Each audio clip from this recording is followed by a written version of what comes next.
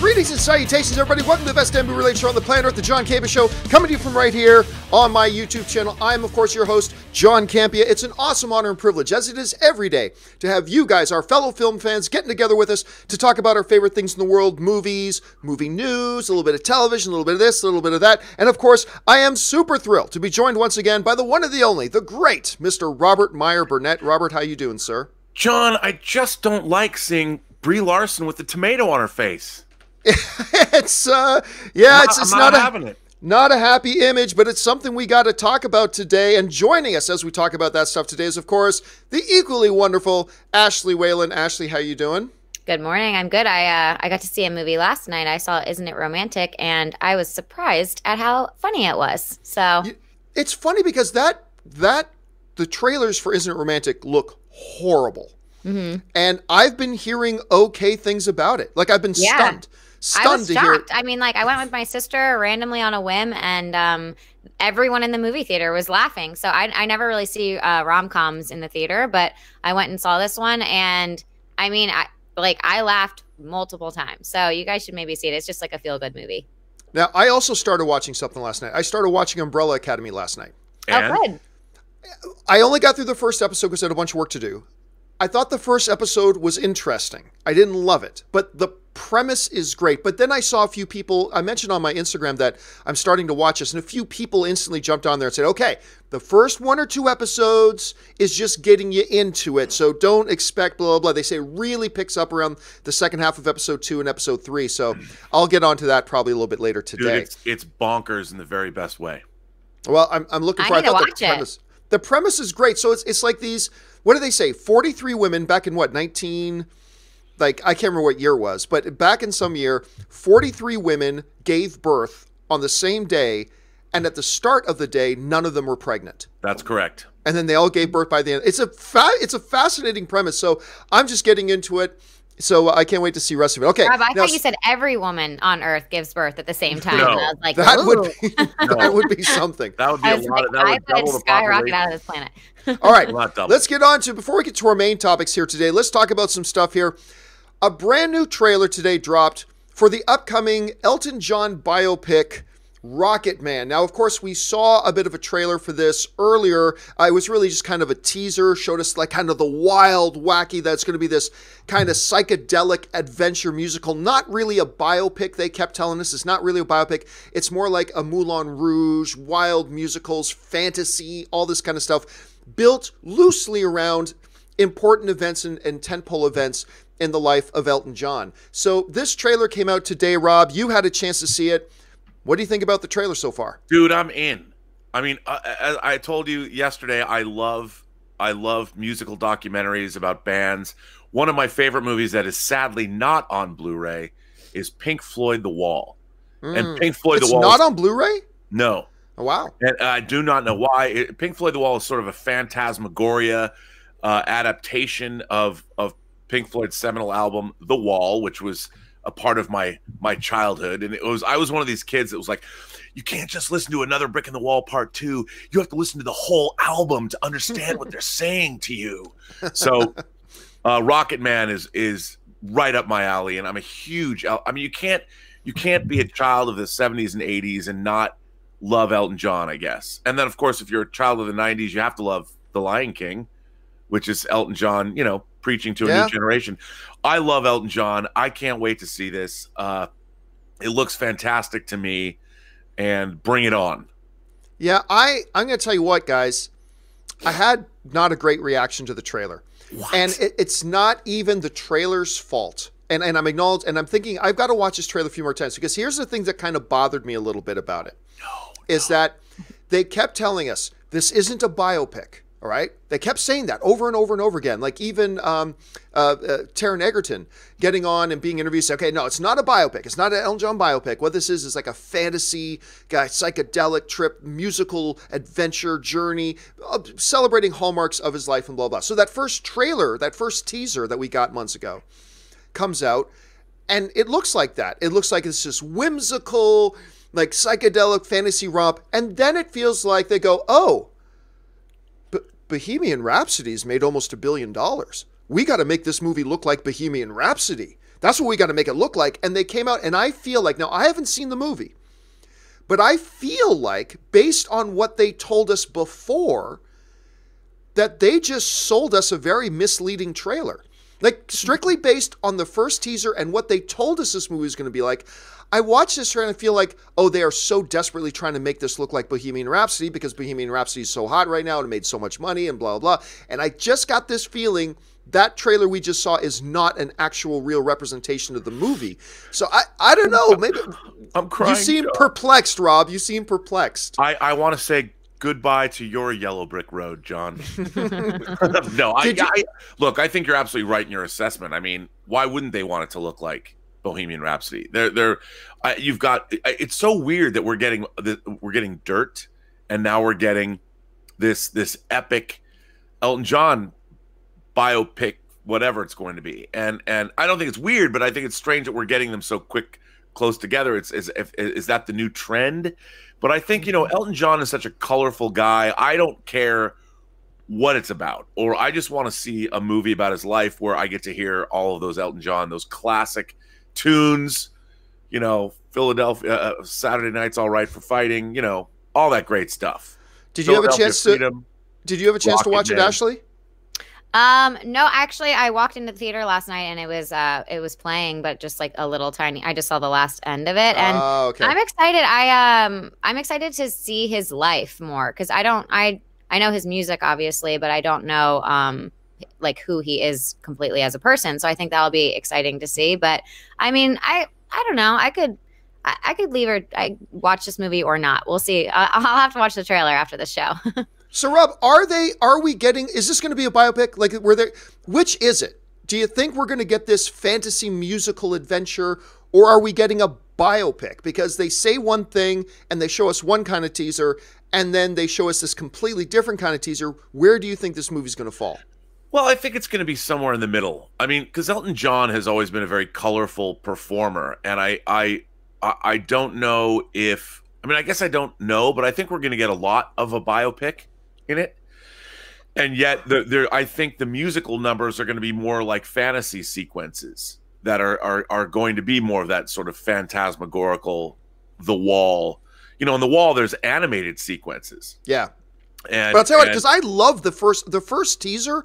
I loved that first teaser. I was like, this is going to be fun. And maybe once I clear this junk out of my head and just watch the trailer again, maybe I'll go, this is a really good trailer. It's just that I'm so bothered right now. I'm preoccupied by being bothered by the fact that, wait a minute, this feels like you're just trying to capitalize on the popularity of Bohemian Rhapsody and not giving us a look at what the movie actually looks like. And maybe I just need to get over that. No, maybe I just need to get over that. I think you're absolutely right about that. But, Bohemian Rhapsody making what musical biopic has ever made $800 million? So yeah, I think they want some of that cheddar. They want people that were excited about Queen to be excited about another Queen in Elton John. I want to rewatch the Doors movie now. That was one of my favorites. The one with Val Kilmer? Yes. I like that one too. Yeah.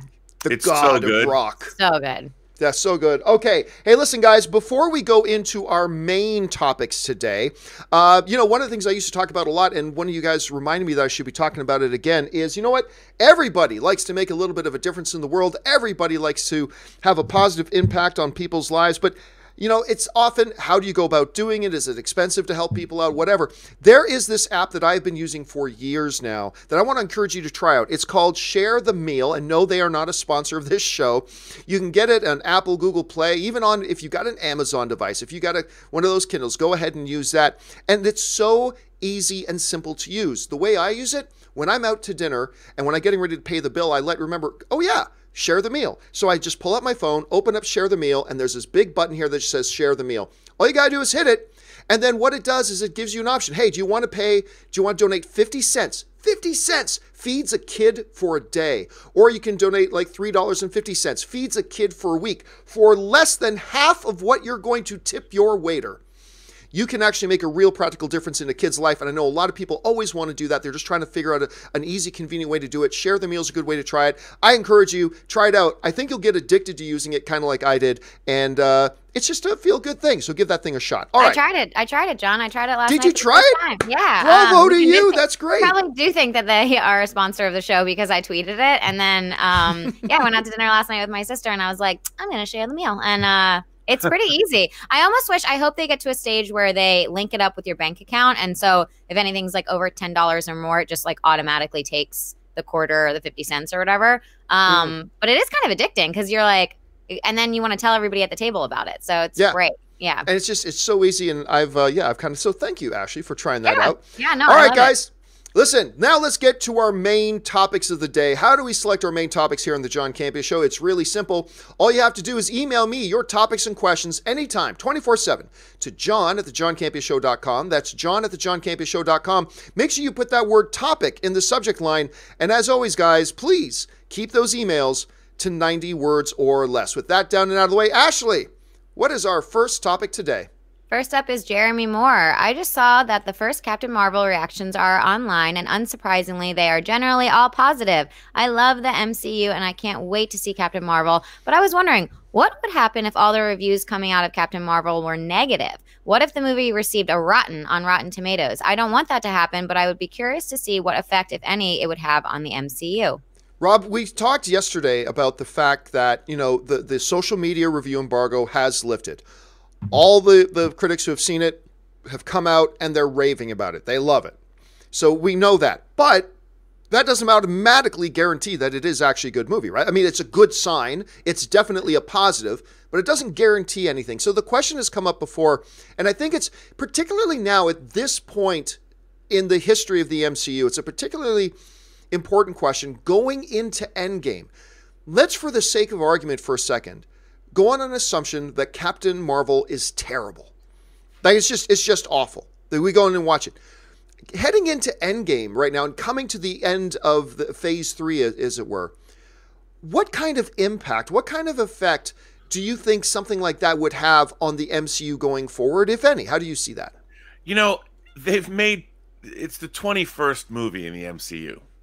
And I think after getting over the Incredible Hulk, which, might not have been the greatest movie in the world, although I kind of like it. And after Thor, The Dark World, and some people would say Iron Man 2, but I like it more than most. If they truly had made a terrible film, I think it would have very little impact because we have Avengers Endgame coming out a month and a half later. So any deficiencies in Captain Marvel would be sort of wiped away. But they have a phenomenal track record. And I think you'd need 5 movies in a row to be mediocre before there would be any dent in their box office. And, I can't see them. I don't think Marvel at this point is capable of making a bad movie. And that's one of the great joys I find in whenever I go to an MCU movie. I'm totally satisfied now in different ways. Ant-Man and the Wasp was delightful. Thor Ragnarok I thought was uproariously funny. Infinity War tickled my inner whatever I have, like no other movie has, and I can't tickled my inner whatever I have. Beautiful. Poetic. I mean, I don't know about the whole notion though that Marvel is incapable of making a bad film. I think they are human, they're fallible, and I think we've seen chinks in their armor as much as we've seen in anybody else. You did bring up a couple, right? Like there is a particular Hulk film that even I did a cameo in. Not a cameo, I was an extra in it. There was the Thor, The Dark World. There was Iron Man 2. And I understand you liked it more than some people did, Rob, but I'll be honest with you, the more and more as time passes, really it's not a very good movie. And and I didn't think The Dark World was horrible, but it definitely showed that even the MCU can hit bumps in the road. But to your point, Robert, would have been like when we're talking Thor: The Dark World, when we're talking Iron Man 2, when we're talking films like that, you're now going back a ways, because let's for a second take a look at what type of a role or a streak. What is the current momentum of the MCU? Let's take a look at the last 8 films. The last 8 films, we had Ant-Man and the Wasp, or Ant-Man 2. 88% critic rating, $622 million. And by the way, guys, hold on to your hats. Out of these last 8 films, $622 million is the lowest amount of money. Most filmmakers would cut off a leg to make $622 million in a movie, and this is the lowest. So anyway, Infinity War, 85% critic rating, $2 billion at the box office. Black Panther, a 97% critic rating, $1.3 billion at the box office. Before that was Thor Ragnarok, a 92% critic rating, $853 million. Before that, Spider-Man Homecoming, a 92% critic rating, $880 million. Guardians of the Galaxy Volume 2, 84% critic rating, $863 million. Doctor Strange before that at 89% at a measly $677 million. And Captain America Civil War with a 91% critic rating and $1.15 billion. $1.15 billion. That's a track record.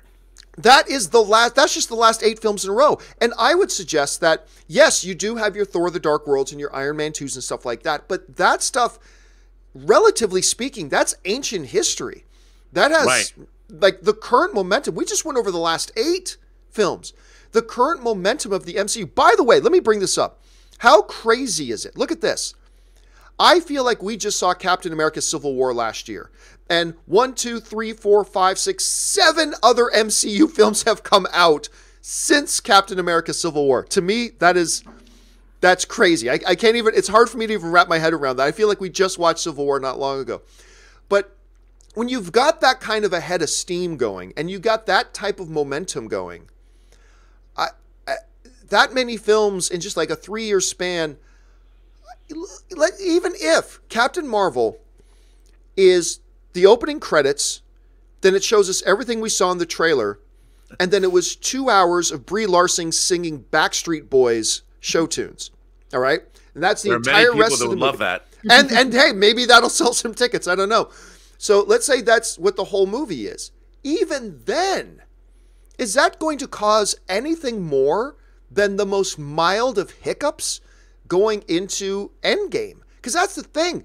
Not only, you know what they say, when you get knocked down, gotta do is get back up. Okay, so let's say Captain Marvel is horrible, and it's terrible, and everybody hates it. Marvel's going to go, well, it's a good thing we don't have to wait a year for our next film to come out. We got Endgame coming in 2 months. Wipe that right out. So even if it is the most terrible thing we've ever seen, and who knows, maybe that'll happen. I doubt it, but it's possible. I really don't see peak Flurkin in this movie. Come on. Maybe it does. So I mean, there's things we got to look at. Ashley, let me ask you, as a film goer and stuff like that, you hear all the time about the reputation Marvel has. It just seems to crank out a audience loving movie after audience loving movie after audience loving movie. Do you think that becomes destabilized or maybe even derailed a little bit should Captain Marvel come out and truly be a bad film? No, I don't think so. I mean, if it comes out and it's bad, they're just going to pump out 5 new ones right after that are amazing. So I just think that it doesn't really have a strong effect on the MCU. The movie itself, the standalone movie, it'll be detrimental for that and for what they, just spent all of their money and all of their time and all of their energy in. But in terms of the whole MCU, I don't think it'll have an effect at all. All right. Let's move on now to the second email today. Ashley, what's up next? All right. This is from Samira. Hey, John. Well, let me tell you something, brother. The Hollywood Reporter just announced that Thor himself, Chris Hemsworth, is signed on to play Hulk Hogan in a biopic. I just want to ask, what you going to do when Hogan, with his 24-inch python and all the Hulkamaniacs, come running wild to a theater near you? Yeah, this is interesting. Now, we heard a while ago that there was a Hulk Hogan biopic in the works that was going to focus a lot on the big scandal that happened around Hulk Hogan with the sex tape scandal that ultimately led to him suing Gawker out of existence, right? And that whole thing. And I thought that all sounded fascinating. What we're seeing now and what they're reporting now is that this movie will have nothing to do with that. It won't have anything to do with that, about any of the controversies or whatever surrounding Hulk Hogan. It's going to be earlier in his life and his rise to becoming Hulk Hogan. Terry Bollea, I believe, is his actual real legal name, and his rise to being Hulk Hogan. So, number one, I was a little bit disappointed. To find out they weren't going to cover that story about, the sex scandal and then the lawsuit that he brought against Gawker, and then how Gawker then went out of business as a result of it, and blah, blah, blah. I was looking forward to that movie. Mm-hmm. Now, on top of the fact that Chris Hemsworth, and we'll talk about that in a second, Chris Hemsworth is going to play this role. The other interesting thing here is that the Joker tandem, Todd Phillips and his screenwriter from The Joker, are directing and screenwriting this particular movie. So that puts an interesting spin on this as well. But okay, Chris Hemsworth. First of all, maybe if the guy gets in shape. Maybe if this guy gets in shape and gets his lazy Aussie ass off the couch and maybe tries a little bit of exercise, maybe. Listen, I never would have guessed in a million years that Chris Hemsworth would be Hulk Hogan. Can he pull off the physique of Hulk Hogan? Absolutely. Can he give a performance worthy of something like this? Sure. But I'm just going to admit, if you would give me a list of 100 names not necessarily who I'd want to see play it, but who I thought we'd see play it, if you gave me a list of 100 names and Chris Hemsworth's name was on that list, he might have been around 70 or 80th on the list. I just wouldn't have seen it coming, but I got to admit, I'm pretty intrigued. Rob, you heard about this whole thing. Number one, what do you think about the casting of Chris Hemsworth? And number two, what do you think about the sounds of the biopic at all in general? Well, I've loved Hulk Hogan. How can you not love, after you see Rocky 3, how can you not love Hulk Hogan? The ultimate male versus the ultimate meatball. Meatball. I mean, it's very interesting. A lot of people don't remember this, but I was a big Fangoria magazine kid. And there was a period of time because John Carpenter, the director, was a big fan of wrestling, and Fangoria magazine started covering wrestling a lot. And I knew nothing about wrestling, and frankly, I'm not a huge fan of it even now, but I got kind of into it. I kind of like I wanted to know about the history of wrestling. And at the time, Hulk Hogan was such a dominant personality in the sport. And sorry, John, I mean, I know you're a fan of wrestling, but I love It's called sports entertainment. They call it sports entertainment. I loved Hulk Hogan. I mean, I loved his persona. I loved what he was doing. He was so large. He was like a kaiju. He was like a Japanese monster. He had that kind of larger than life persona, and I just really got into him. And when I was a younger man, and I can't wait to see this movie. And I think Chris Hemsworth, he'll even have a real beard. He has the beard in that picture you showed. Yeah. They'll do his hair up, and he'll have that real beard. It'll be great. I mean, he's so funny. Like, his comic persona has never been tapped, I think. I mean, it was in Ghostbusters, but I think that I think the movie's going to be hilarious. I think it's going to be fun and wildly entertaining, and I really want to see this movie. One other interesting note about this is a Netflix movie. This is not a theatrical release film. It is going to be a direct-to-Netflix film. It could still be very, very interesting, but just want to make sure everybody was aware of that. Interesting choice. All right. What a bizarre casting, I feel like. That's just what I felt too. Like, I think he's a great actor, but I completely caught me off guard. And those muscles in that photo, that was his real arm. I cannot believe how jacked he is now. Yeah. He looks like Arnold Schwarzenegger. He ain't a small guy. He ain't. I mean, I guess tall man. Yeah, so, he's a tall dude, and I guess if you're gonna play Thor, I mean, I guess you got to make sure you look like the God of Thunder, and he's looked like he's thundering it up. All right, Ashley, let's move on to the next email. Joshua Langston. Hey, John, love the show. I was wondering something. With the Disney acquisition of Fox nearly complete, which means the X-Men will soon be home at Marvel Studios, do you think eventually Marvel will introduce Rogue and have her absorb Captain Marvel's powers just like it happened in the comics? What do you think? Keep being as awesome as ever.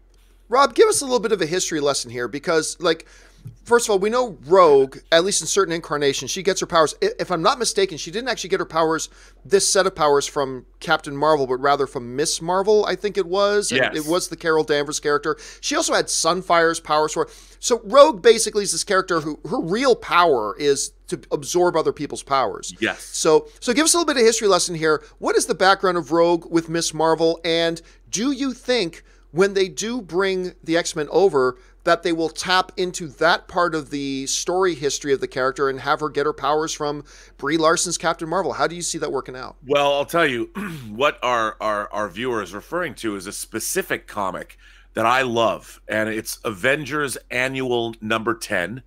It was written by Chris Claremont, and it was drawn by the fantastic Michael Golden. And in that book, Rogue is introduced. It's actually the introduction of Rogue. We've never seen her before.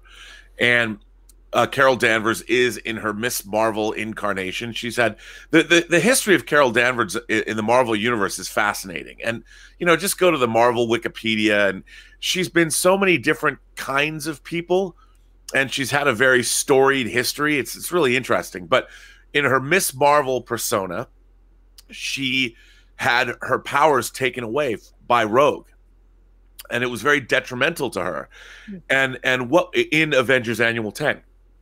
Now, what I love about this idea is what an interesting way to introduce mutants into the Marvel universe, because, you know, as in the comics, we didn't know who Rogue was. And let's say we don't know who mutants are. And Rogue makes an appearance. I don't know who they would cast. I never thought Rogue was very well served in the X-Men movies. She's always been a favorite X-Men of mine, or X-person, X-woman. She's a great character. And while I thought the portrayal of her in the movies was great, she never got her moment to shine, really. Although, you know, there's a whole new version of X-Men Days of Future Past called the Rogue Cut. Yes, that you can get, and there's more Rogue in that. It was really interesting because it was Rogue that created the Sentinels, not Mystique, which is sort of interesting. They had that play on. They made a change midway through the making of that movie. But I think that's a great way. I mean, turn Captain Marvel into a fan favorite in the MCU, and then the first appearance of mutants, you have Rogue take her powers away. And you know, at the time, she was not imbued with the cosmic powers that she has in her current incarnation as Captain Marvel. So it was different. But what if someone took those powers, her Kree powers, from her? It could be really interesting. I mean, I really like that idea. Yeah, it's an intriguing idea. I don't think they'll go there with that, though. I mean, look, Marvel faces a couple of challenges moving in with characters. For instance, MCU's comes in, well, look, already Scarlet Witch, if they bring back Quicksilver in Endgame, whatever, they're not mutants. They've already established that they're not actually mutants. They're something else entirely. So there's that. I don't know that they will play with that. I don't think they're going to, you know, have Captain Marvel come out, be this, and all of a sudden have her powers taken away by this other character, and now this other character has the exact same powers and stuff like that. I mean, it does pose an interesting thing, and the way it's done in the comic books is excellent.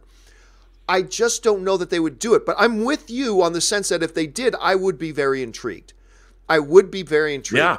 But I got to tell you guys, my favorite representation of Rogue and my favorite incarnation of Rogue comes from my all-time favorite comic book story, which is, Rob, you know, is X-Men Age of Apocalypse. It's my all-time favorite comic book story.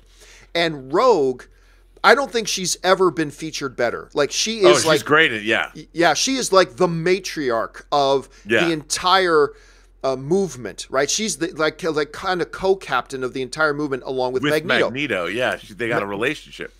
They have not only a relationship, they have a child. Yeah. And here's the cool thing, which and I remember when we were going into Age of Apocalypse, and I was heard in advance somebody saying, Magneto and Rogue are a couple. It's like, that's like a 30-year plus age difference, number one. But number two, Rogue, and they may have a baby, Rogue can't touch anybody. So how does she have it? And they actually address it in the comic. It sounds silly now, but when you're reading the comic, it's made simple. Magneto says he covers himself with a microscopic electromagnetic field around himself. So it's basically, it's a magic condom. He is a magic condom. And so, therefore, he is able to touch and give physical affection to Rogue, which has often played a part in her character that she's never been able to have with parents, with family, with love interest. She can't have that physical connection. And I've just always loved that. So I mean, look, this is just another intriguing question, Rob, surrounding what do you do with the X-Men at all when you bring them over? And then you get into the minutia of, okay, you got to answer that big general question. Now you got to answer some specifics about individual specific characters and how does that play in. And I'm going to be fascinated to see what Feige tries to come up with. I'm sure he's going to have some sleepless nights. Yeah, but I think they already know. I mean, I don't know what they've been planning it. I mean, look, they went after Spider-Man, they got him. They have a contingency plan. You know, it's like I said, it's like the Russians in Hunt for Red October. They don't do anything without a plan. Or the Cylons. They have a plan too. Cylons. And I think they know. And I think that what's great is we don't know. And it's they know that the big questions, they've got two questions to answer. When are they going to announce the Fantastic Four movie? And when are the X-Men going to be a part of the MCU? And they already know. I mean, Kevin Feige, as I've said before, our Lord and Savior of comic book films, he's figured it out. I don't know. Figured it out. I kind of take him at his word when he says, look, we'll start to develop these ideas in the next 6 months. Because I really think, what's that, Ash? I was going to say, I wonder if they just like do some test rooms and sit around and with comic book fans, and they're like, okay, guys, what would make the most sense here? You know, I just like imagine them trying to figure out like these intricate connections with some of like the most diehard fans. I don't know how else they would do it. I do know this though. They won't move forward until they've got a rock solid plan. And let's not forget, Kevin Feige he's got Captain Marvel coming out. He's got Avengers Endgame coming out. He's got Spider-Man Far From Home coming out. He's got at least 2 or 3 other films coming out before they even think about shooting anything involving X-Men. So they've got plenty of time. Here's the thing. If they were going to launch an X-Men movie next year, then absolutely, Kevin Feige's already got his plan and he knows exactly what he's doing. But he knows there's no rush. I don't think we're going to get anything with an X-Men in it till at least 2022. Earliest, I think, 2022. So I think he's got time. Or he already knows exactly what it is he's going to do. But I don't know. We're going to have to, one way or the other, I think it's going to work out just fine. All right.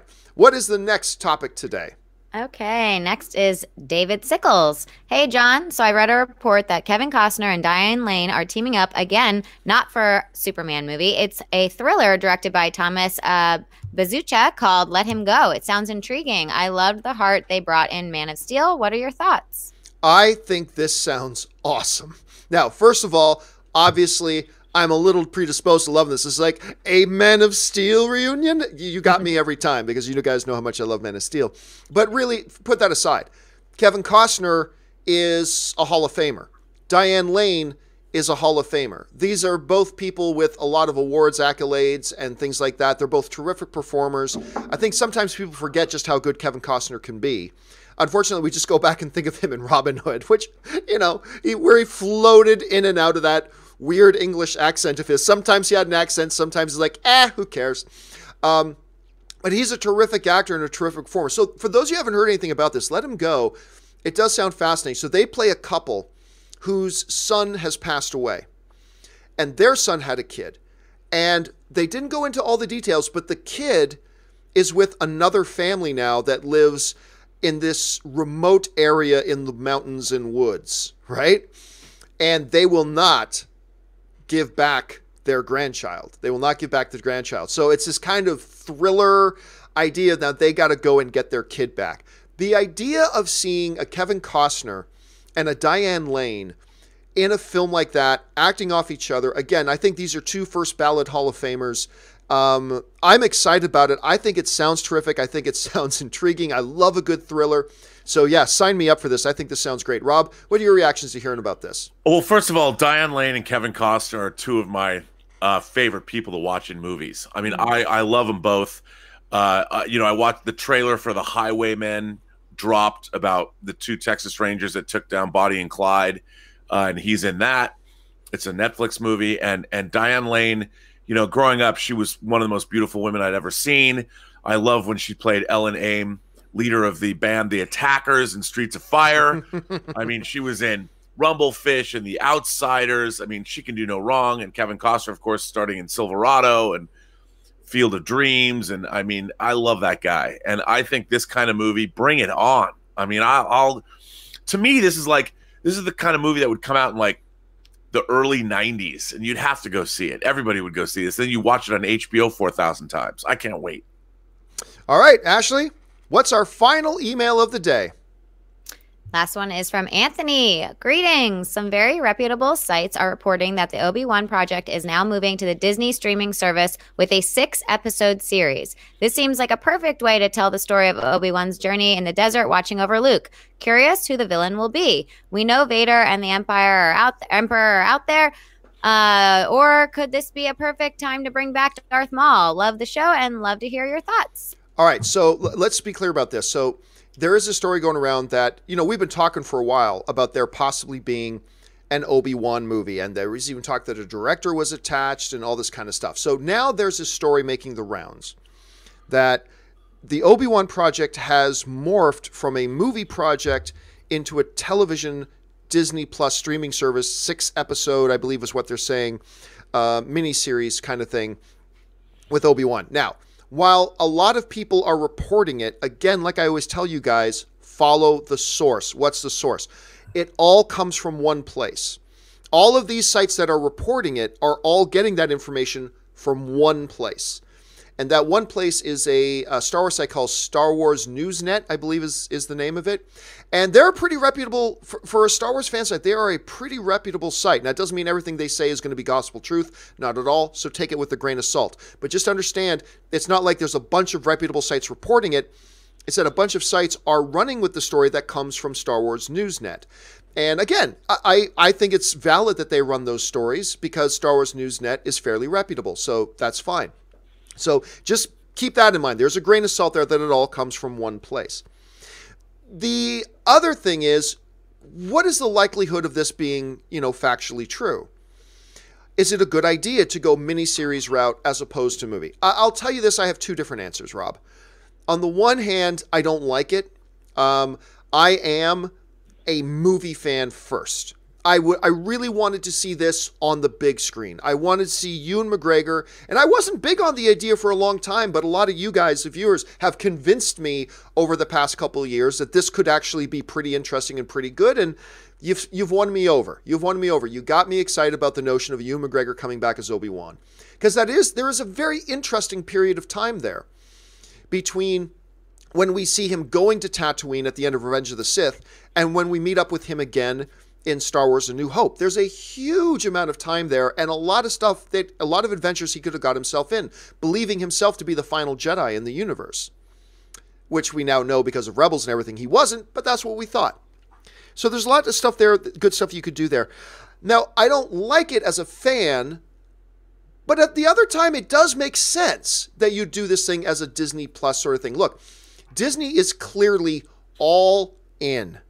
They're not playing around, guys. They're taking all of their chips and pushing them into the middle, the poker analogy, ladies and gentlemen, pushing all of their chips into the middle of the table on this Disney Plus thing. Because when they say, hey, you like Loki? Loki series. You like that Scarlet Witch? How about a Vision and Scarlet Witch? You like Winter Soldier and Falcon? How about a buddy cop kind of series with these guys? And now they're talking about an Obi-Wan thing, and we've already got The Mandalorian coming. We've already got the Cassian Andor series coming. And now this would be a third high-profile thing if they did it. It doesn't seem to make sense to have Darth Maul a part of it because of the continuity stuff with Rebels. We already know that Darth Maul and Obi-Wan ultimately did confront each other again for just a moment. So that doesn't make sense there. I think you could do a lot of things. I think you could have Obi-Wan trying to maintain justice on Tatooine against, Jabba the Hutt and his crime syndicate. You could have him going off-world to do a couple things. Just because he was on Tatooine doesn't mean he was there 24/7 for 30 years, right? So I think there's a lot of possibilities there. Anyway, Rob, you hear about this, and you hear that they could do this. Number one, do you like the idea of it going to like a 6-episode series on Disney Plus? And then, just in general, do you like the idea of them doing a story like this at all? Well, first of all, what's so cool about this idea is you get Ewan McGregor, who played Obi-Wan in 3 Star Wars movies, to come back. And I thought that they should have done this Obi-Wan idea before they did Solo, because you would ease into the Star Wars stories with characters that we already know. Totally agree. Using the original actor. And you're like, wow, look, one of my favorite things I saw in 2018 was the BBC series Bodyguard with Richard Madden that's on Netflix. And that was a 6-episode show, and it kicked unholy ass. And I'm like, bring on. The thing is, Disney, when you said very astutely that they're all in, we're going to get the same production value that you get from a Star Wars movie with these shows. They're going to be epic. I'm sure The Mandalorian is going to be epic, but doing a 6-episode, what's great is you're going to get a 6-hour Star Wars movie, essentially. Yes, it'll be airing on Disney's streaming service, but like with this season of Star Trek Discovery, they're shooting Discovery with the aspect ratio of Star Wars, with widescreen, with 235 or 239 to 1. And television is moving. It's going to be very indistinguishable, especially if you have a big television set, from the movies. And I love this idea. I hope it's true. I'm sure it probably is true, because, you know, one of the great things is people are bitching and moaning and complaining about Kathleen Kennedy and I hate The Last Jedi and whatever. But I think we're going to see a Star Wars renaissance. Not that we needed one, but there's going to be a Star Wars renaissance on Disney Plus, and we're going to be getting Star Wars stories the likes of which we never thought possible, but we're going to get them.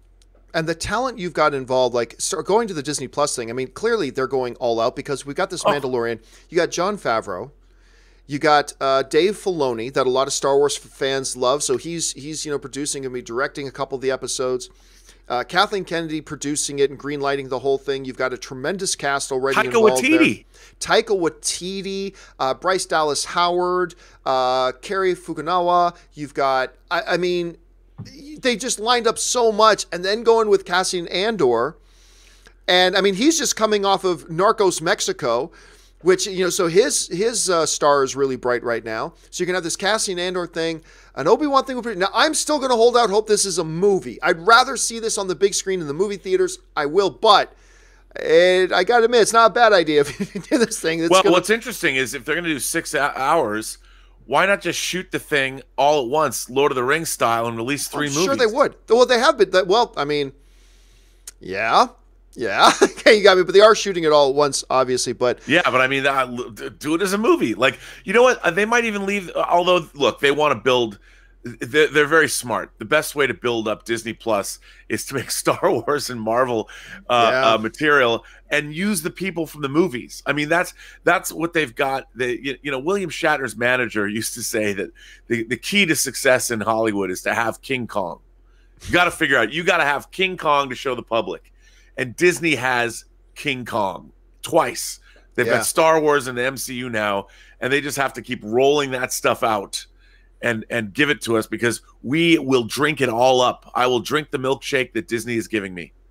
Yeah, I mean, drink it all up. Who's not going to sign up for this thing? I mean, we'll see. We'll see how this all goes. All right, guys. With all that stuff out of the way, let's now move on to some live questions. We do the John Campea Show live every day, Monday through Friday at 9 a.m. So since we do it live, why not take a little bit of time and take some of your live questions? We're going to do that right now. So, Ashley, what is being asked in the live board there today? First one is from Ben Rayner. I'm surprised no one has brought up the MCU and Hot Tub Time are shared universe. It's obvious that Bucky in the Winter Soldier mode when he's the villain of Hot Tub Time. First of all, let me just say this. I love Hot Tub Time Machine. I do. The sequel was a step down. The sequel, although the one line, and I can't remember, Craig Robinson said it, the one line from Hot Tub Time Machine 2, if they put it in a trailer, it was the funniest line of the movie, and I still remember to this day, was when Craig Robinson says, "You look like Gandalf the Poor."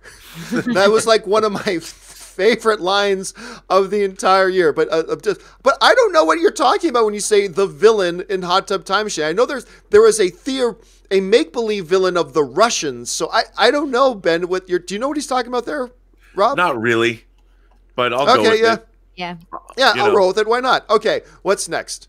I got to rewatch that movie. Okay, Recon Man 85. I wonder if they will use the new comic origin for Captain Marvel in the movie where her mom was a Kree the whole time. Rob, you want to address that one? Well, I mean, it's. I think it's hard to say. I don't know. As I said, Captain Marvel has one of the most convoluted histories of any Marvel character. in the in the Marvel Comics universe. I mean, she's literally I had half a dozen, if not a dozen, different incarnations.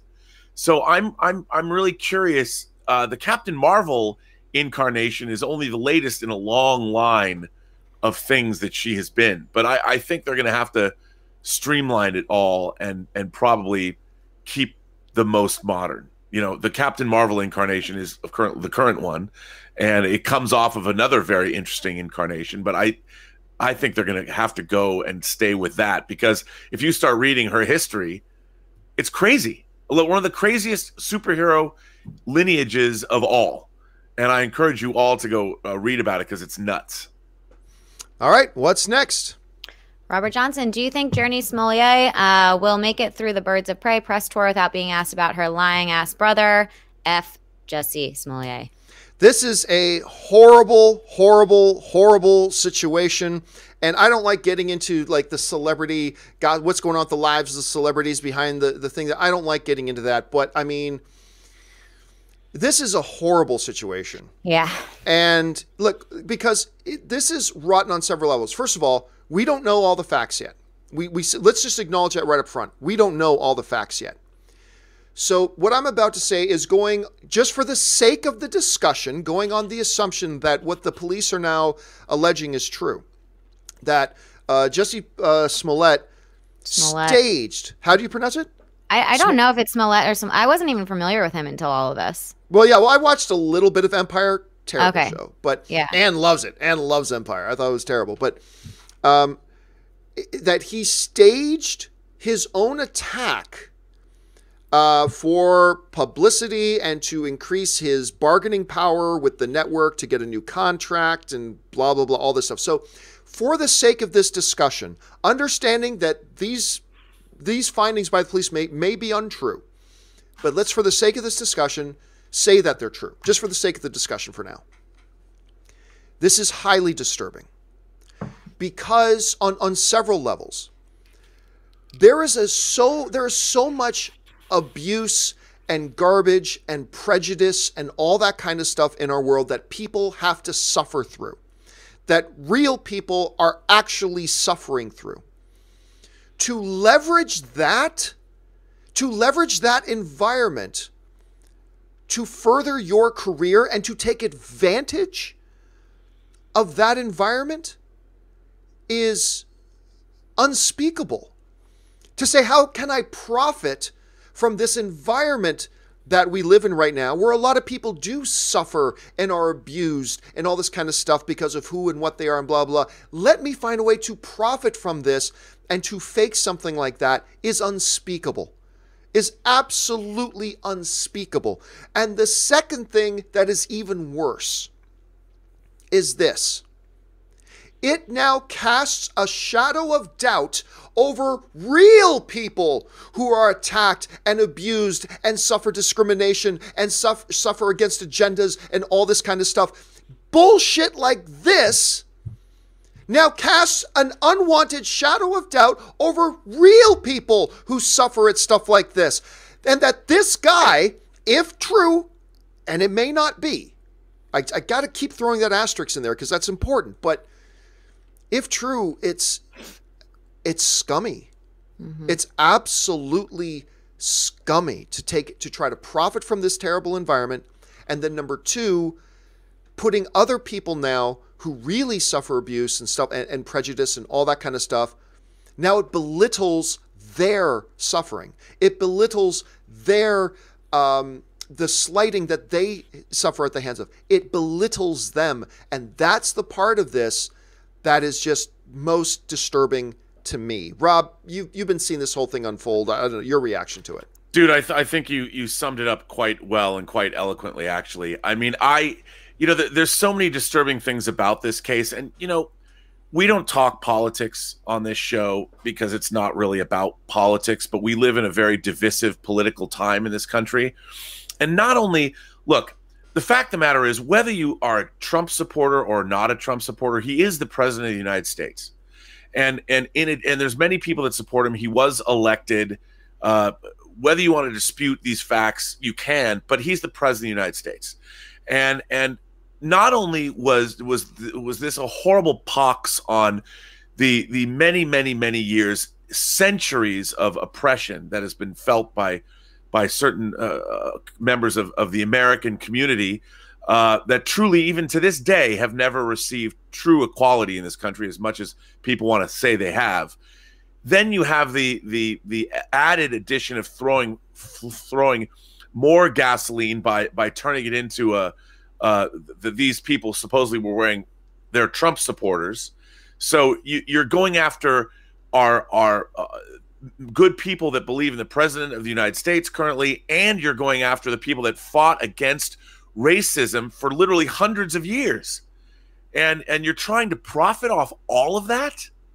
And to me, it's so bad. I mean, it's exactly what this country doesn't need. And it takes everybody, no matter who you are, no matter what side of the aisle you're on, no matter what you believe, it drags us all down with it, all of us. And we should be very diligent in fighting against this kind of horrible abuse of virtually every American. Yeah. And it's terrifying. It's terrifying that.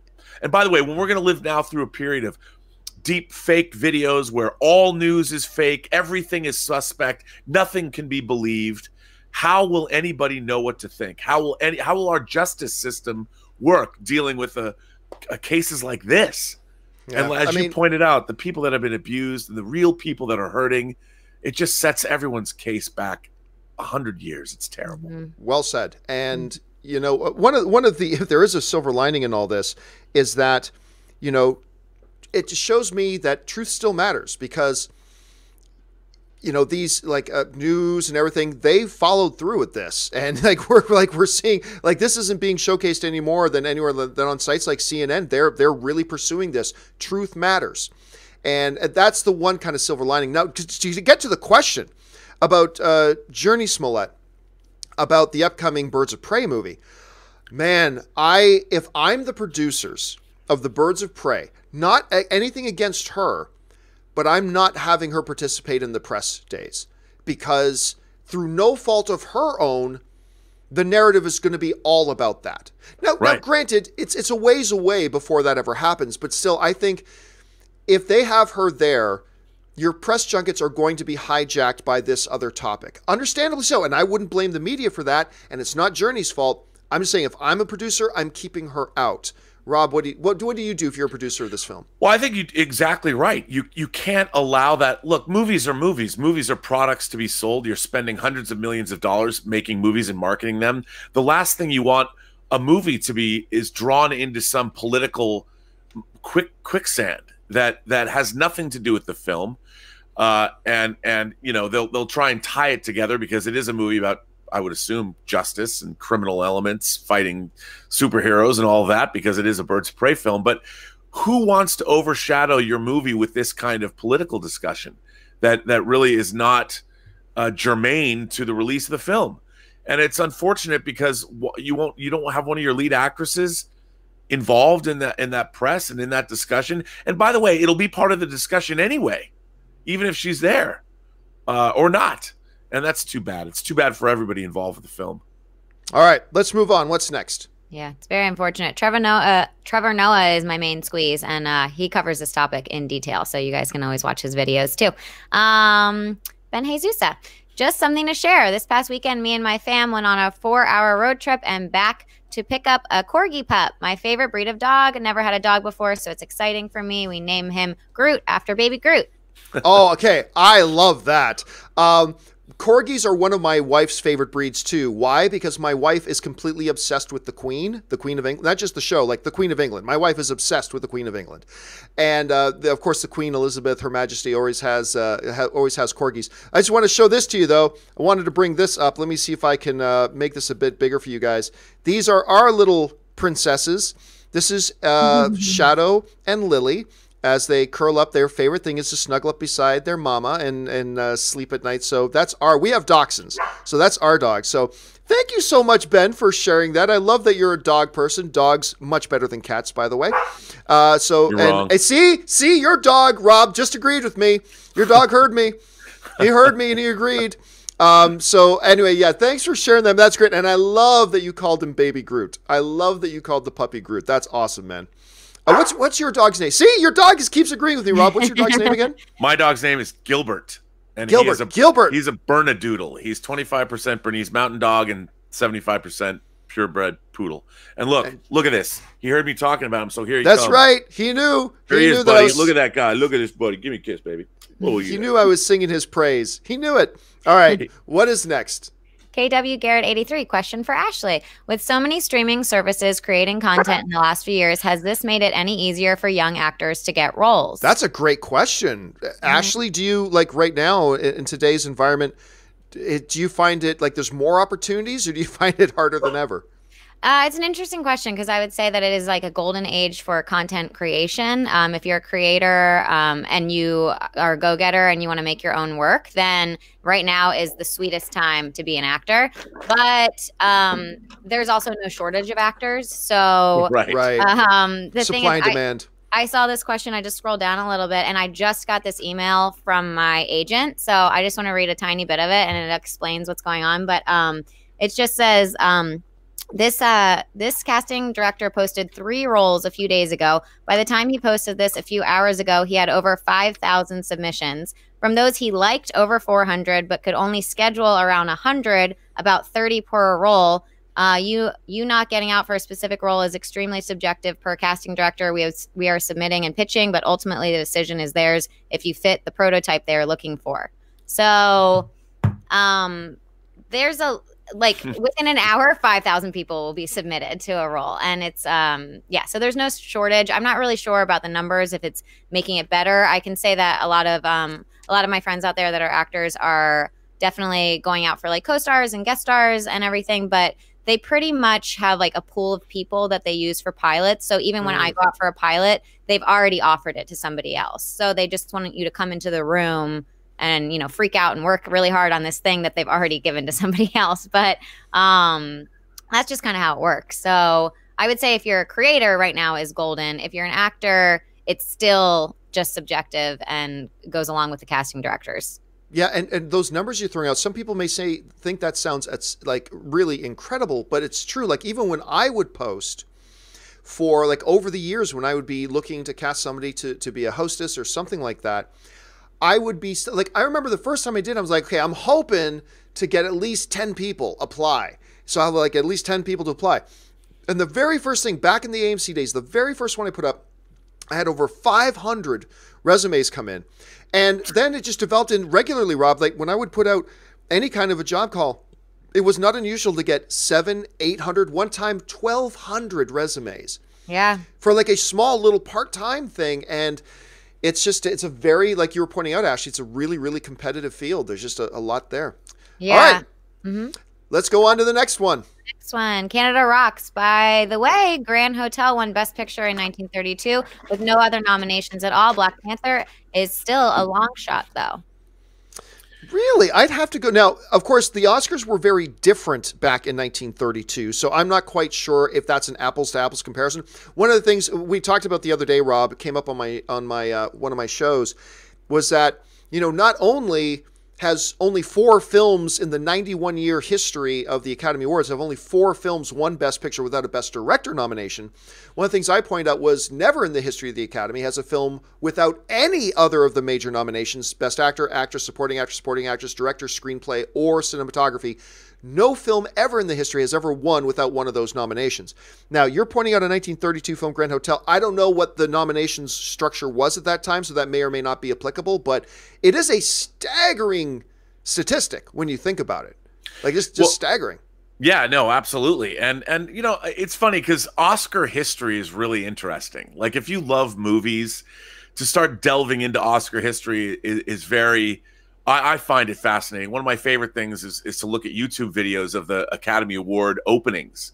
I just watched the openings for the 1967 Academy Awards, which was interesting. And it's fun to go back and see that. Was that Johnny Carson hosting that? No, that would have been before Johnny Carson. Bob Hope was hosting. Yeah, Bob Hope makes sense. If it was 19, I don't remember exactly, but he hosted a lot. Johnny Carson, as a matter of fact, I'll tell you, Johnny Carson was hosting the Academy Awards in 1982 for the movies that came out in 1981. And I know that because I just watched Sheena Easton's performance of the James Bond title tune, For Your Eyes Only. I saw this yesterday. And if you guys want to see a bonkers Oscar performance, look up the Oscar performance of Sheena Easton doing For Your Eyes Only, because it is nuts. And you're like, wow, why don't they have production numbers like this anymore? It's so goofy and not exactly good. But I just watched that yesterday, and do yourself a favor and watch it. All right, let's move on. What's next? Christopher Benson, what if the snap set the Abomination free, and that's what causes the Hulk to reemerge? Okay, guys, listen, I got to mention this again. What if? What if what? What if what?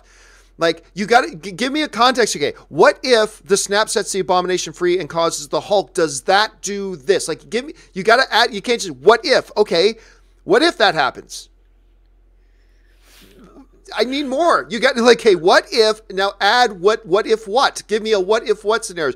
I don't know. I mean, look, all I know is that in the MCU right now, the Abomination, which I think is a treasure of a character, they still have at their disposal, because remember, the Abomination is still alive and on the raft.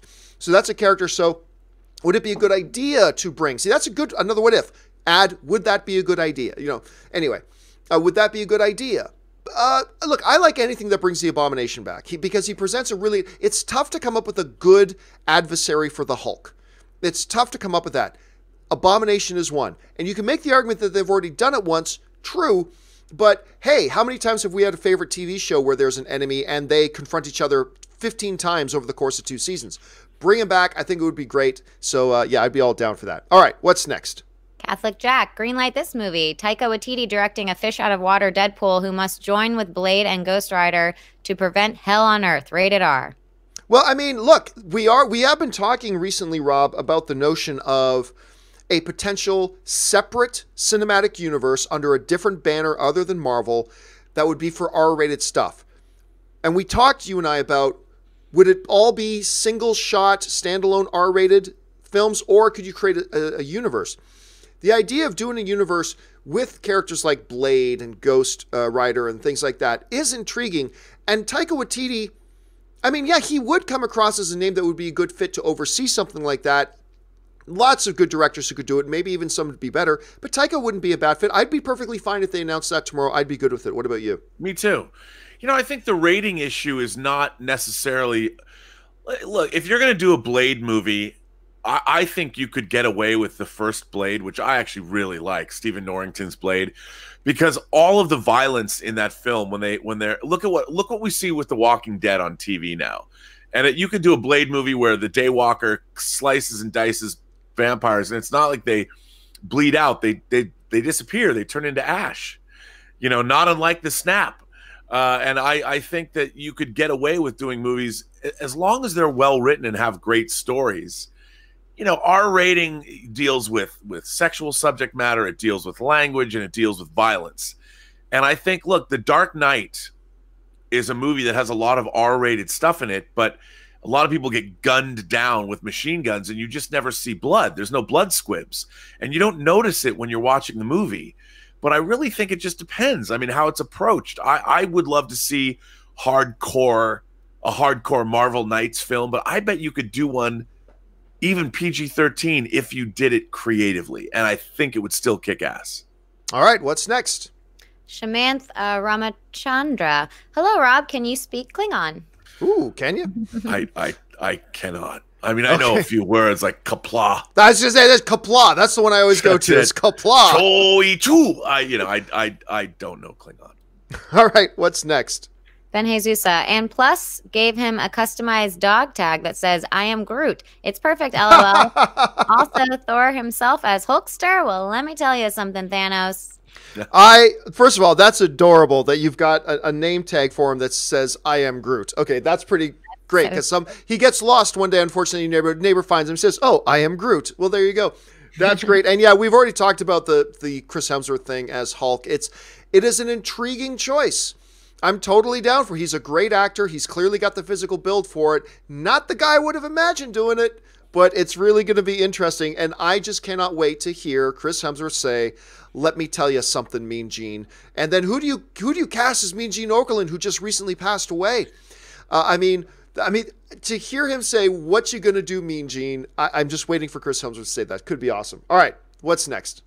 Zach Bartron just found out a cool tidbit about my family company. While our main product is sandpaper and polishing film for modeling, dentistry, and electronics, we also used to make 2-inch audio and VHS tape. Oh my gosh, your family used to make VHS tape. That means your family is a part of movie history, because that was, I mean, Rob, that was the VHS.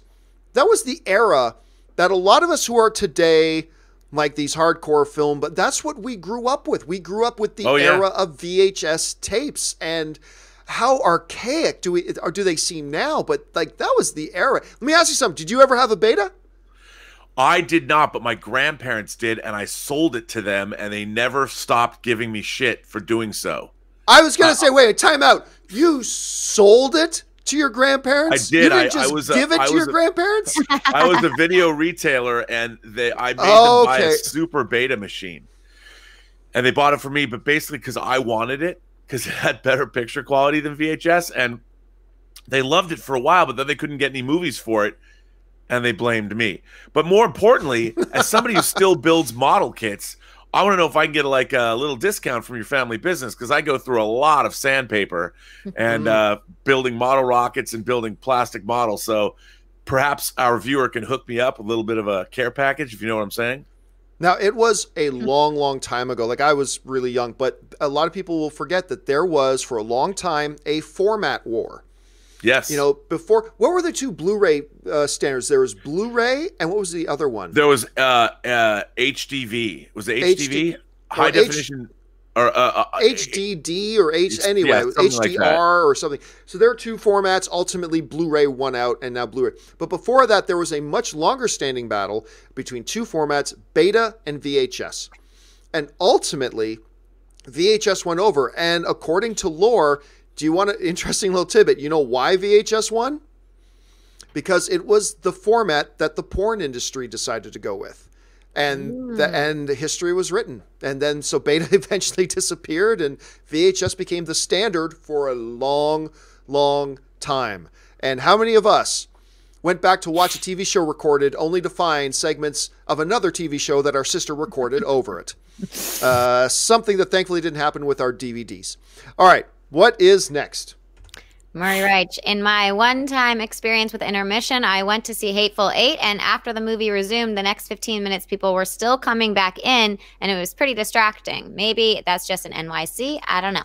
No, I think that's just a matter of people not being used to it, because you just plop that all of a sudden when we haven't had intermissions in movies in decades. I'm not surprised about that. But you know what's funny? My wife, Ann, bought a season's passes to the Pantages Theater. So we've gone to see Waitress and Hamilton and, you know, a whole bunch of different shows there. And what's really interesting is they have an intermission in their shows, and nobody is late coming back in. Like, when the show starts back up again after the intermission, everybody's in their seats. Why? Yeah. Because everybody knows that you have a finite time. You got to be back there. They're just used to that. That's part of it. So I have no doubt, by the way, if you were to ever introduce the idea of intermissions in movies again that are like, say, 2.5 hours or longer, that the first little while you would have that issue. I have no doubt. That would be an issue of people still straggling in, you know, after the movie's already started again. I have no doubt. But I also have no doubt that eventually it just becomes ingrained in us like everything else. That you got to be back in our seat by this time. And I don't know, Rob. Do you think that would be an ongoing problem, or do you think there are other problems to worry about, and that's not necessarily one of them? No, I think it would be an ongoing problem because people would take their phone calls and they would straggle in, and I honestly think it would be another way, honestly, that would devalue the theater going experience. Already, like, you deal with phones, you deal with people talking, everyone thinks they're in their living room still, and there's nothing more irksome than to be watching a movie and have somebody check their phone.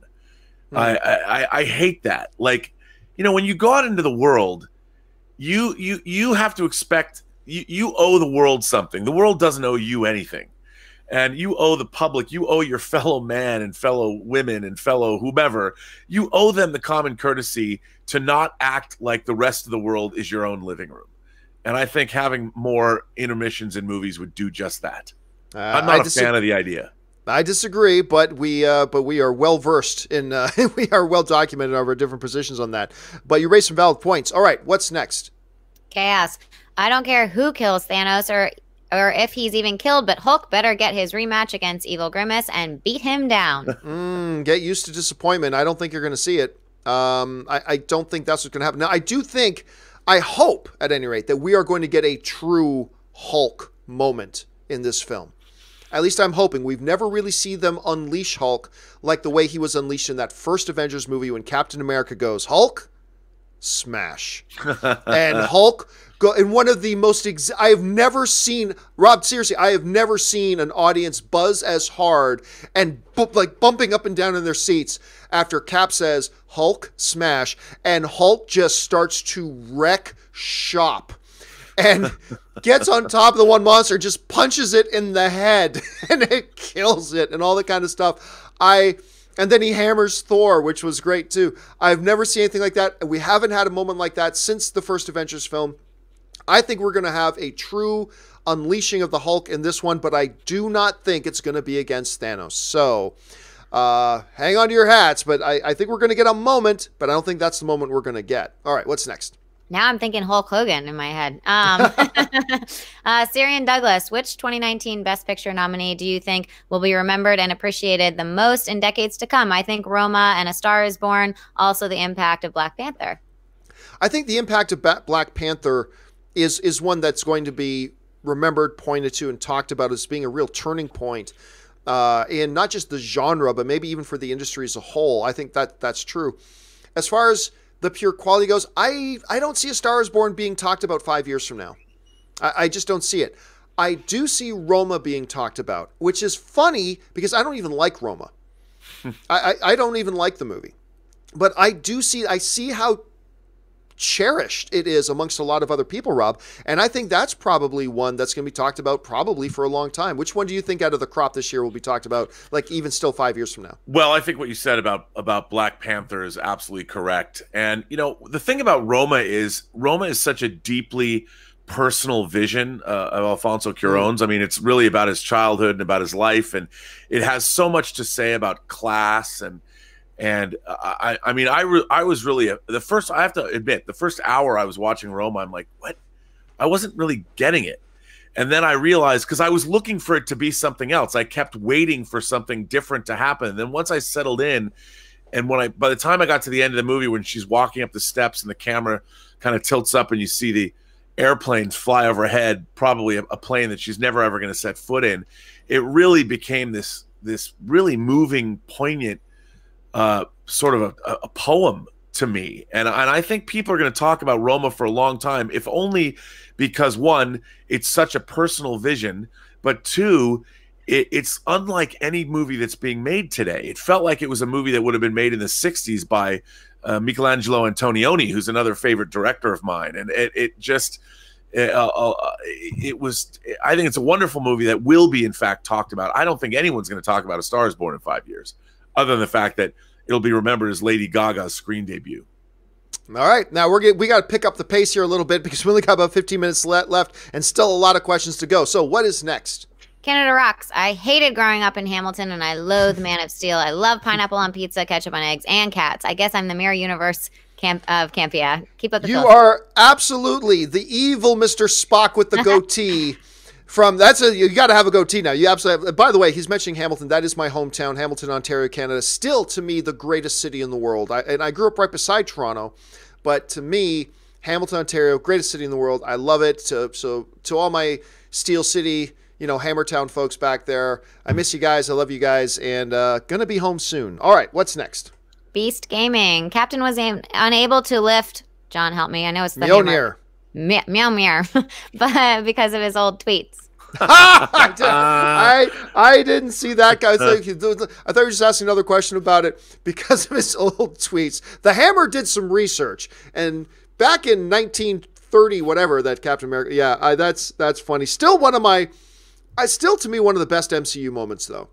Is that party, that celebration party at the Avengers headquarters, and the whole scene, not just of Cap nudging it, which was great, but all the other stuff going in it. It was just after that great, one of my favorite conversations ever in the MCU. That conversation between Bruce and Black Widow about her saying, I've known all these guys ready to run into the fight, and then I meet this guy who runs away from the fight because he knows he'll win. Yeah. It's still one of the most chilling lines. I think one of the best lines ever in any of the MCU. So good. Such a great moment. Such a great moment. All right, what's next? Taika 75. John, please hide away that cardboard cutout behind you. It creeps me out.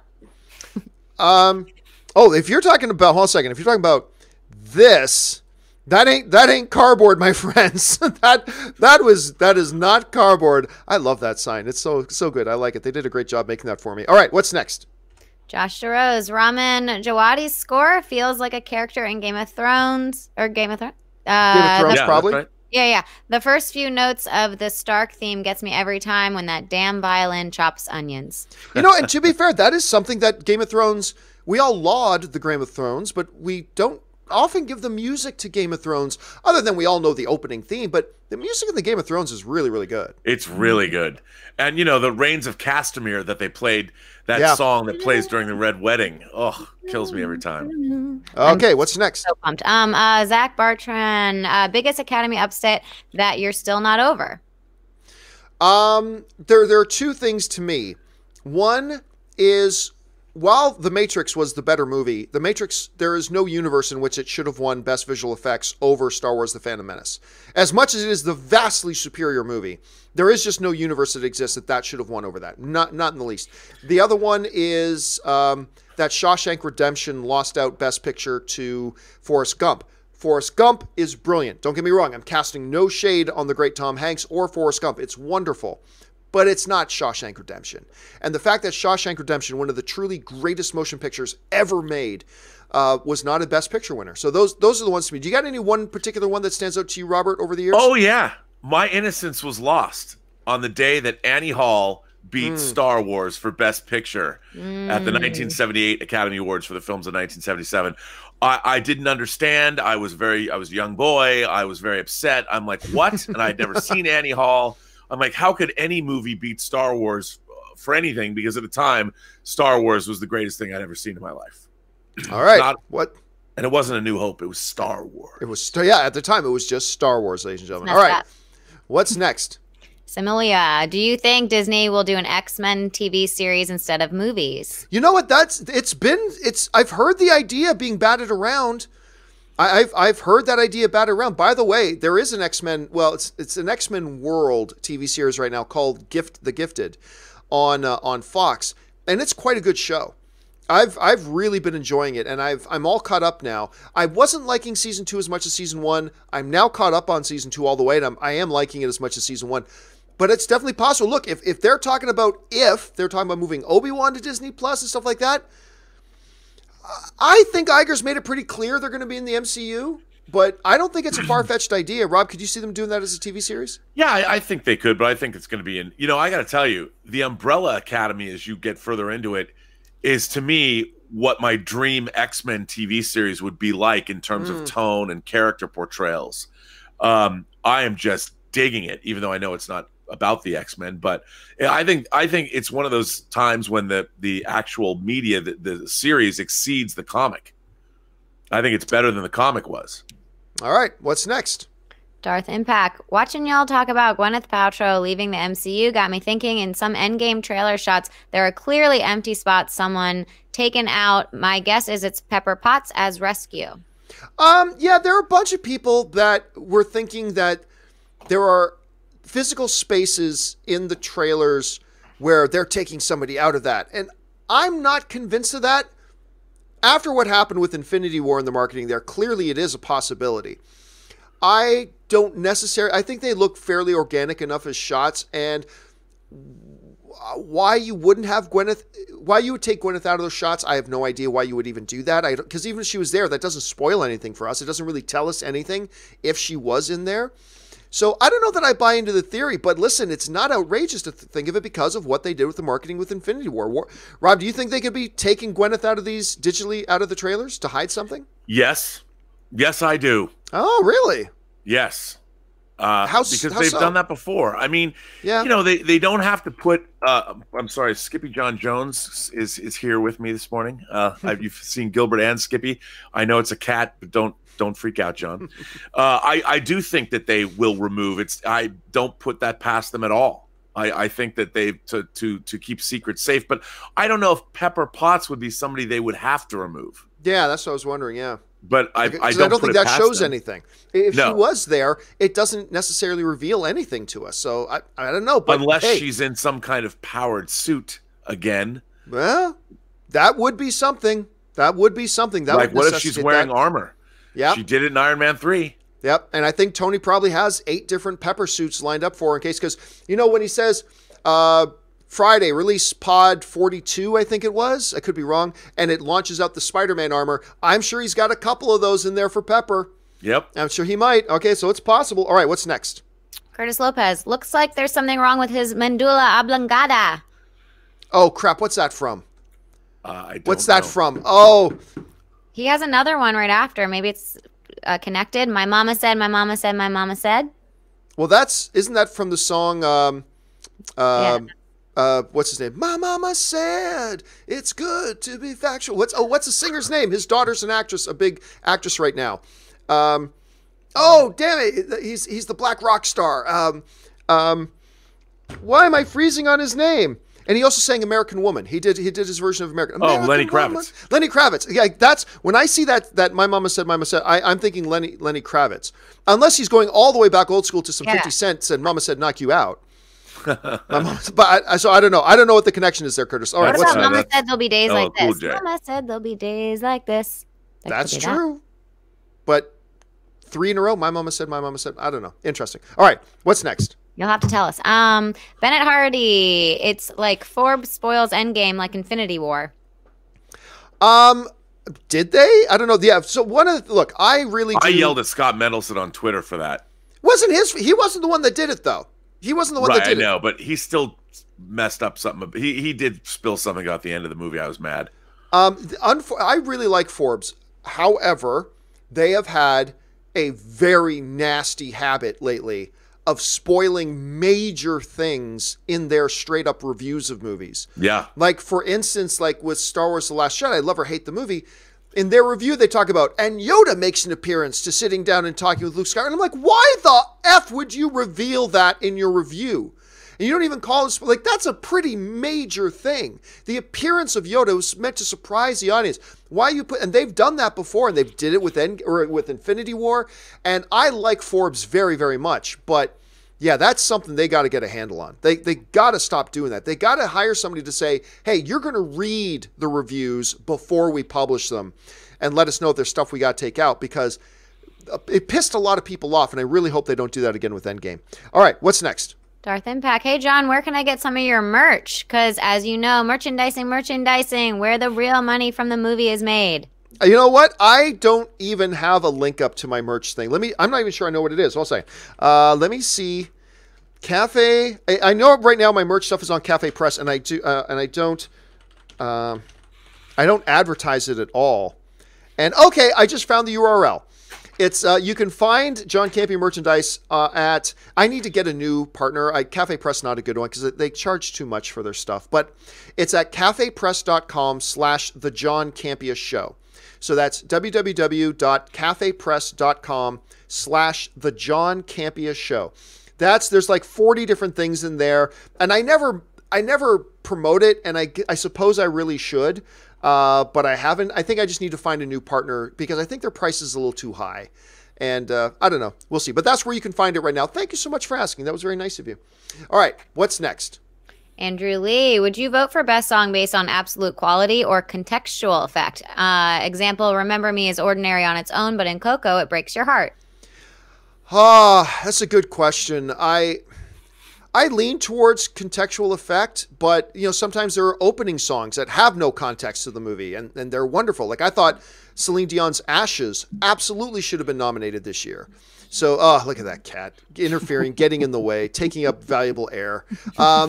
Rob, what do you look for in a song? You're just saying no, just the best possible song, or the song that does fit in best with its place in the movie? I think it's got to be both. I mean, the song has to be really, really good, and it has to have, it has to be pertinent to the film. That's why I think like what Shallow is so good for A Star Is Born, because it's such it's those two characters coming together. It's the crux of the film in one song, and that's what I think makes a great Oscar-winning song.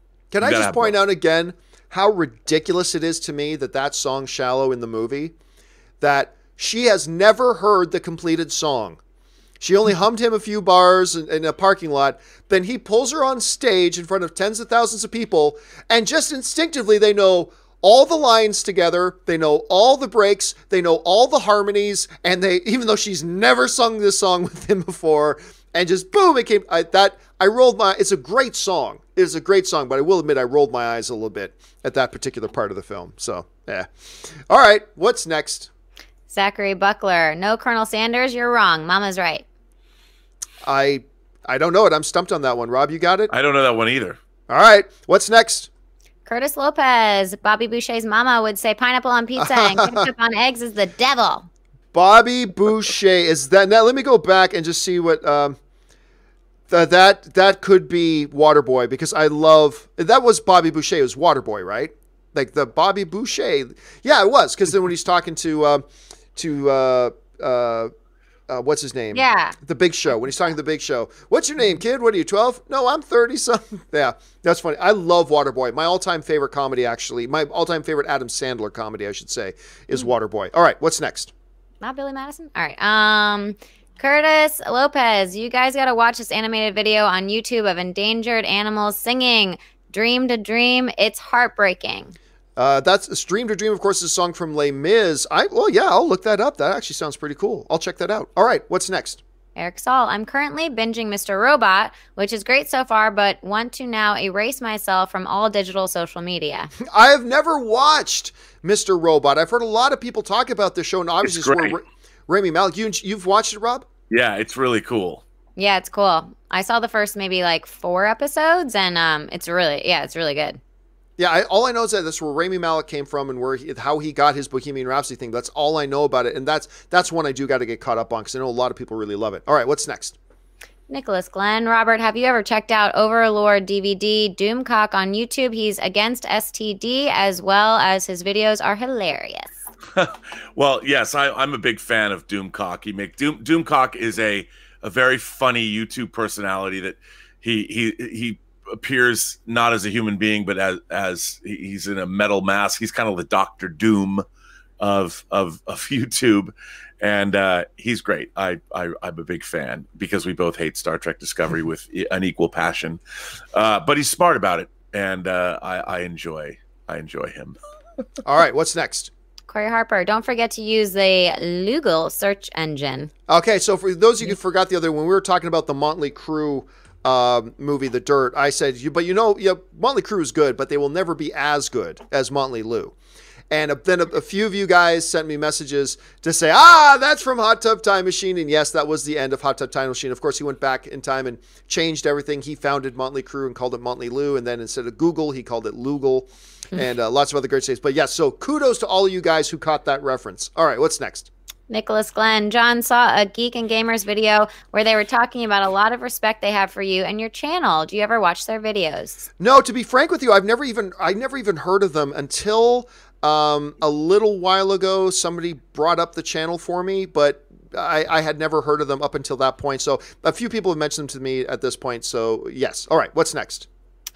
Stubble McShave, thoughts on E. Thompson leaving Luck because of Lasseter? That's John Lasseter and Emma Thompson. So Emma Thompson was supposed to be one of the voices in an upcoming Skydance animation film. And I can't remember. Yeah, Luck is what's going to be called. And now she has left the project because they hired John Lasseter to be the overseer. And of course, John Lasseter has some controversy surrounding him. going back a little bit. And it was going to, look, I think Skydance had to know there was going to be some bumps in the road. There was going to be some people that weren't going to be thrilled about the decision. I think they had to know that. And so something like this is really not surprising at all. Now, it should be pointed out that neither Emma Thompson nor her representatives have said that the reason she left was because of John Lasseter. Nobody has actually said that. That's a piece of speculation that some places are reporting, but and it may very well be true. It might very well be true. But just to be very clear, neither Emma Thompson, to the best of my knowledge, nor her representation have said that that's the reason she left the project. So again, it's not a big movie. It's just she was going to be one of the voices in an animated movie. She's not there now. What her real reasons are, we're not sure, but that is the report right now. And if it's true, it won't surprise me, because I think you got to expect there are going to be some bumps like that when you make a decision like that. And you just got to hope that the benefit will outweigh the drawback. So anyway, all right, quick. We only got time for a couple more here, so let's blast through the next three really quick. McShane 10, memorable comic book movie fights. Hulk Buster versus Hulk. Spidey versus Doc Ock. Train. Civil War. Airport. Favorite is Batman warehouse scene. You? I love the Batman warehouse scene fight. That's my all-time favorite Batman battle in the movies. It's just terrifically shot. It's visceral. It's violent. It's just everything about why you would fear the Batman. And I love that thing. To me, though, the greatest of all time is the airport scene in Civil War. I mean, what about you, Rob? Do you got a favorite one? Dude, Zod versus Superman in Man of Steel. That's so good. I mean, that was the first time we ever saw a Superman, and the only time I think we've seen a Superman fight that truly shows how terrifying two Kryptonians battling in an American city could actually be. That was some scary stuff, man, and I love that. Absolutely loved it. And then we saw in Batman v Superman the opening of the collateral damage and what could happen. It was great. Yeah, that was such a, I don't care if you love or hate Batman versus Superman. That opening was such a great idea. That replaying those events from the perspective of Bruce Wayne on the ground to really, because that really got you to fully invest in, oh yeah, I understand Batman, who is a hero. I understand his deep, now seated animosity towards Superman, because now we saw it through his eyes. And yeah, when you're trying to console a little girl who just lost her mother because of that fight, and you are obsessed with vengeance against those who commit harm on others, and the way Ben then looks up to the sky as he's holding this little girl, looks up to the sky, his face just said it all. His face said it all. And it was that moment that I think a lot of people who were even Ben Affleck naysayers at the time went, oh yeah, he's good. He's good, because his face said it all. All right, let's move on here. What's next? Jared's reviews. I own about 275 Blu-rays, deciding to switch to digital. Can watch them anywhere and takes up less space. Will still buy limited edition movies though. Yeah, you sound like you're kind of in the same boat as me, Jared. I mean, I haven't bought physical media in a very, very long time, but once in a blue moon, when there's something truly exceptional, I would. But even then, I haven't done the while, because even Infinity War, I just bought digitally with all the special features. But I could see that. Like, I could see if like a special steel case came out of the Star Wars movies and blah, blah, blah, or a new mega 21 film collection MCU thing comes out, I may be tempted to pick that up. But yeah, for the most part on that. But Rob, you're still very, very much into the physical media stuff. Oh, yeah, I love my physical media. By the way, for any of our German fans out there, an amazing box set of the Psycho Legacy came out with all the Psycho movies in it. And man, it's cool. Cool. Okay, let's just take three more questions and we'll wrap it up here today. Razor Edge Frisbee. John, when you watched the Spider-Man cutscene, did that include the mid and post-credits scene? I would say what it is, but I don't want to spoil it for Rob. I'll be honest with you, Razor Edge Frisbee, I have no idea what you're talking about. I don't know what the Spider-Man cutscene is that includes a mid and post. I'm trying to think of, I don't know what you're talking about, to be honest. Rob, do you have any idea what he's talking about? No, unless it's from, I mean, I've seen Spider-Man Into the Spider-Verse, you know, and I loved, there is a scene, credit scene in there. Mid and post, yeah. And unless you're just talking about the movie itself. I mean, maybe he doesn't know that I finally eventually saw that. Yeah, now if you're talking about the movie itself and not the Spider-Man, because I don't know what we were talking about when we say the Spider-Man cutscene. If you're talking about the movie itself, both the mid and the post-credit scenes were really good. Yeah. And very fun and very funny and done really, really well. All right, what's next? Durhama 1, what do you think of Marvel getting Punisher, BK, and if the Fox deal goes through? They could make a Thunderbolts movie with Deadpool and Punisher and etc. Well, sure, there's a lot of things they can do, but would it be smart to do? And, you can't always be about the coulda. Sometimes you got to be about the shoulda. Do you see them doing something do you think that's something that could be on their radar to do? And do you think there'd be some benefit to doing that, Rob? I mean, I think it could be, but I don't know. I mean, all of this stuff, the thing is, they've thought of all of these things. Believe me, they have. Over 10 years, they've thought of every single permutation they could possibly think of. And I think with the Disney streaming service, we're going to see a lot of that stuff. So maybe. I'd love that. Yeah, could be. All right, and final question of the day, guys. What's our last one today? Razor Edge Frisbee. I can't freaking wait for you to see Punisher Season 2, John. Even if you don't like certain things, I'm 100% certain you'll love the fight scenes. Man, the hand-to-hand combat might be better than Daredevil.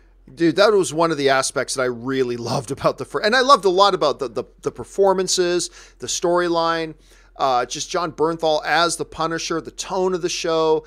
I loved Punisher Season 1. It's one of my favorite things that Marvel did on Netflix.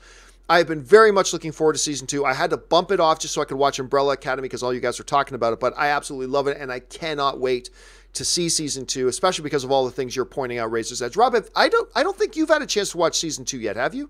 No, I watched the first episode, which I liked, but it's just, right now I'm the Expanse Season 3 just dropped, so I'm going to work my way through that, and then I'm going to circle back around and get to Punisher. All right, guys, that will do it for today. Now, for everybody from Gabriel Reed and Stubble McShave, Orange Hand, Nevermind, Chris, all the way down, a bunch of you guys who have questions, and do not worry. Your questions will be answered in a video. I'm going to do a companion video today to address all the leftover questions that we have here. Your questions will be answered in a video later today. Keep your eyes open for that. But I want to thank the people who are here with me. First of all, the one, the only, the great Mr. Robert Meyer Burnett. Robert, where can people find you online?